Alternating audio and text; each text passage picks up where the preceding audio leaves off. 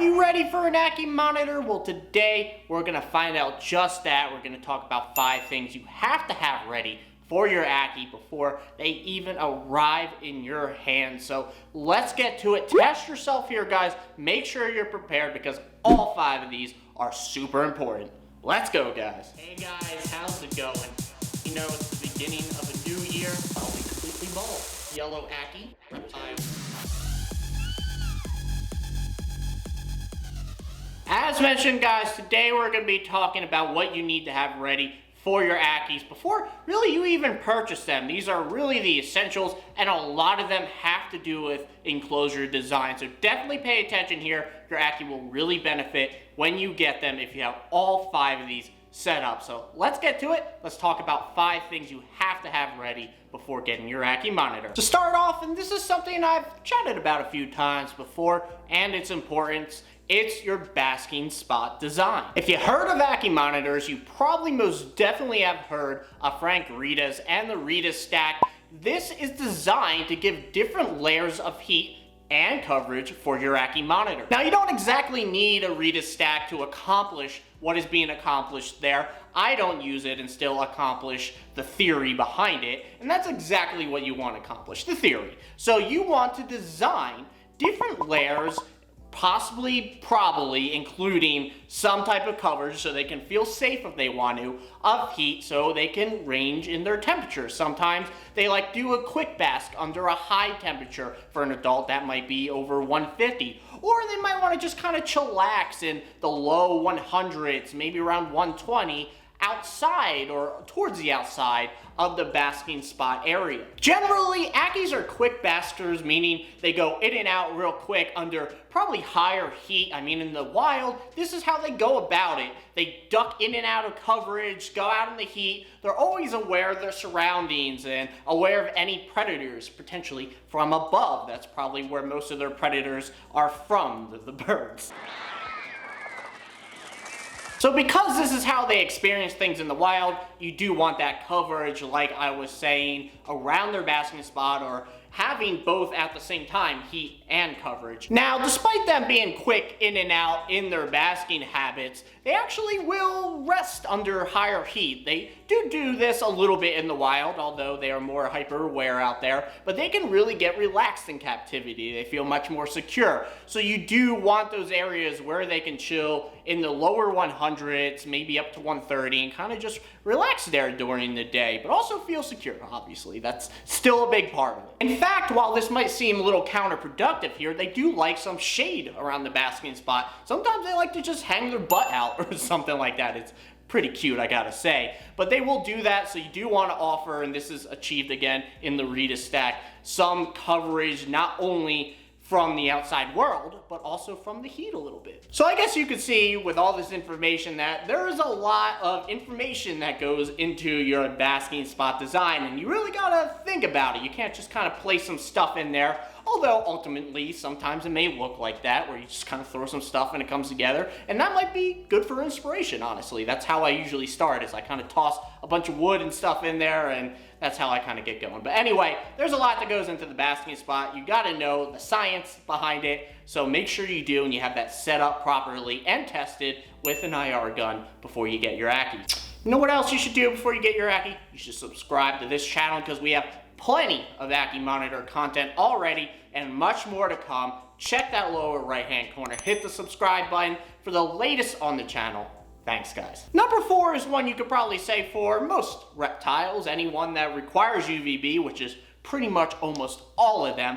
But for Ackies, because they have such a higher UVB percentage, you really got to be a little bit more precise and not do some overkill. And also, don't undercut it either. And a lot of the recommended distances given by the UVB manufacturers, which is really all most people have to go off of to give the proper level of UVB, is incorrect. The best way you could go about measuring them is getting something like a solar meter. Yes, they're expensive, but they actually really change your world. The recommendations by Arcadia, while they're probably the best guidelines they can give in this case scenario, is not foolproof. I changed a lot of things when I got my solar meter. So you really want to be precise with those things, and you really want to, I guess, do your best. I can't say it's going to be, like I said, completely accurate based off of distance, but you really need to mess around with the distances, get your measuring tape out, see how far it is, and I don't know, use your best ability to figure it out. I know I'm making this sound really difficult without a solar meter, and that's because it is, and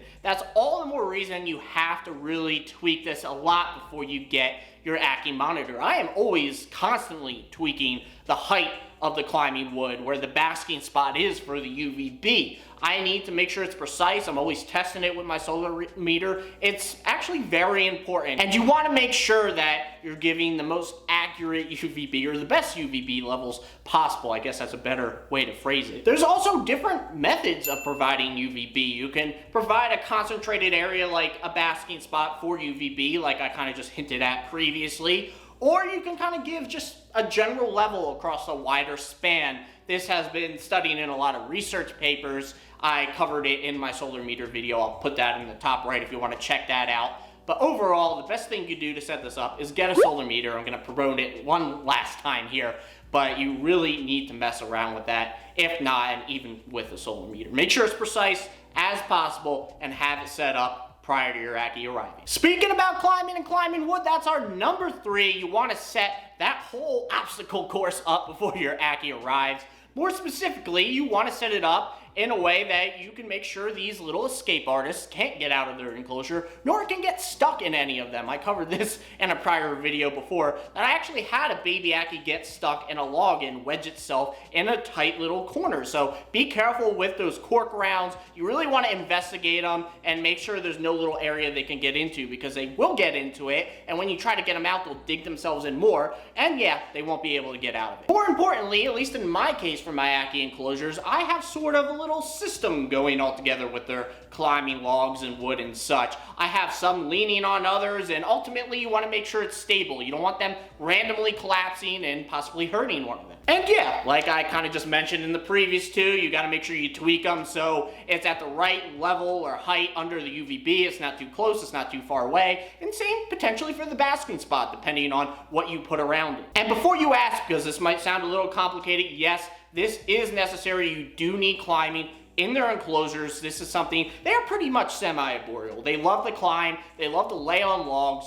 You want to be able to provide this, and you could also make use of, if you can see my enclosure back here, the surrounding walls. You can put things up into the walls, nail them into that, depending on your enclosure, for them to climb on as well. Like I said, just be aware of your UVB and its distance from the UVB and any potential issues coming along with that. You got to make sure you get it in really tight, because you don't want a finger getting caught between the wall of the enclosure and the wood. So yeah, number 3, we have another meticulous oriented thing. We have making sure your climbing and your climbing wood is all properly set up, and if you got it from the outdoors, sprayed down. So have that ready. Pretty much all 5 of these are meticulous things you need to have ready prior for your Ackie coming to your home. All right, actually number 2 is really not that meticulous, but you need to make sure you have all food options available. Variety is very important in any diet you offer for any reptile, especially Ackie monitors. They are primarily insectivores. I've said that over and over in my videos.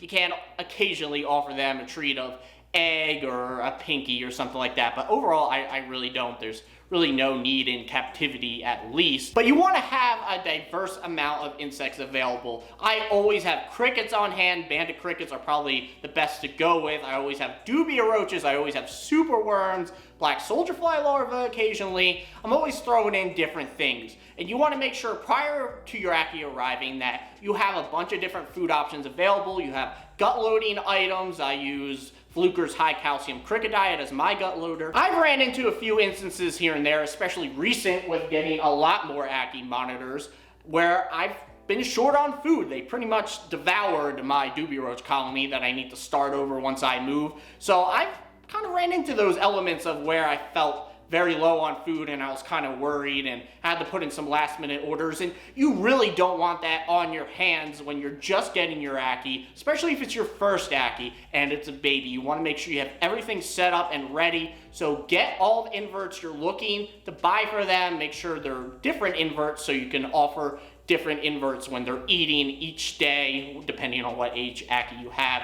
That's important, and that's definitely something you want to have set up before your Ackie arrives. Rounding out this video with number 1, this one is a little bit of a reach. It's not really something you have to have set up before you get your Ackie. It has to do with the Ackie itself, actually, and that's starting with 1.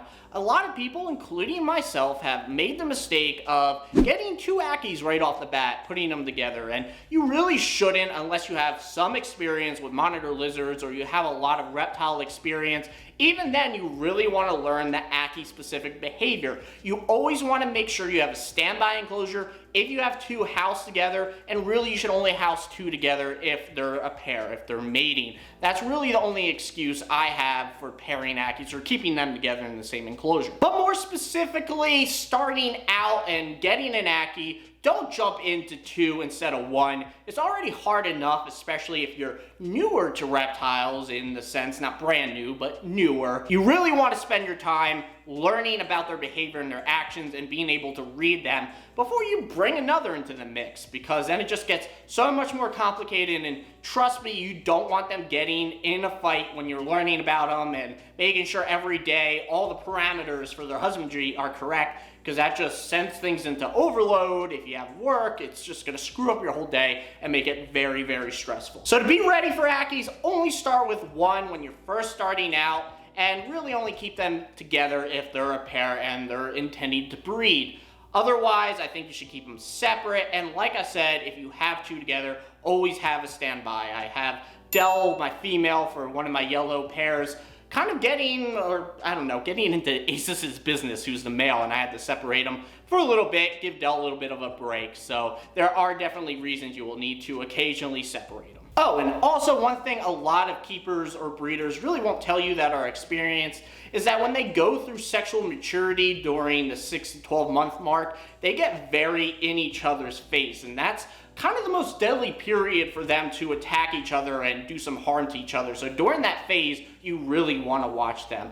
But this isn't supposed to be about tips. This is supposed to be about me telling you to start with 1 Ackie. So start with 1 Ackie. That's definitely what you need to do when you're first getting into Ackie monitors. Alright guys, so that's my 5 things to be ready for your Ackie before they even arrive. All 5 of these are super important, and the first 3 are definitely meticulous things that you need to tweak over days and make sure it's set up correctly. Get a solar meter if you can, it's really important. Otherwise, make sure to leave a like, comment, and subscribe.